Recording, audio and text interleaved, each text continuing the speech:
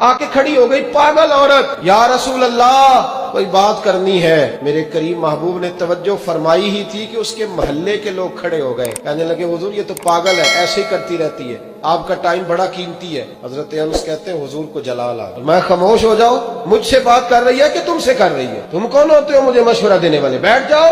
महबूब ने फरमाया क्या बात है बीबी बताओ। कहने लगे यहाँ नहीं, अकेले में बात। हुजूर मैंने अकेले में। फरमाया चल मैं तेरे साथ। आपको कहानी नहीं सुना रहा, उस रसूल की बात सुना रहा हूँ जिस रसूल की हर बात हमारे लिए दस्तूर हयात। नबी करीम उस पागल औरत के पीछे पीछे हुजूर ने चलना शुरू किया। हुजूर को सहरा में ले गई, रेत पे मेरे महबूब को बिठा लिया, रेत पे हुजूर बैठ गए। तो हुजूर से पागल ने क्या बातें करनी होती है, लेकिन वो आके कहती या रसूलल्लाह इन बच्चों को मना करे मुझे रोड़े मार। फरमाया मैं कह दूंगा आज के बाद नहीं मारे। कहा या रसूलल्लाह लोग मुझे पागल कहते हैं। फरमाया मना कर दूंगा कोई नहीं कहे। हुजूर कोई मेरी बात नहीं सुनता। तो जनाब अंस कहते जब कहा ना कोई नहीं सुनता तो हुजूर रो पड़े। फरमाया जब दिल करे मेरे पास आ जाना, मैं सुनूंगा ना तेरी बात। देर तक करीम रसूल ने बात सुनी। कोई भी इतना मसरूफ नहीं जितनी मसरूफ मेरे नबी पाक की जिंदगी। 23 सालों में दुनिया को बदलना है, लेकिन एक पागल को इतना वक्त देना, उसकी तरबियत कर गुजरना।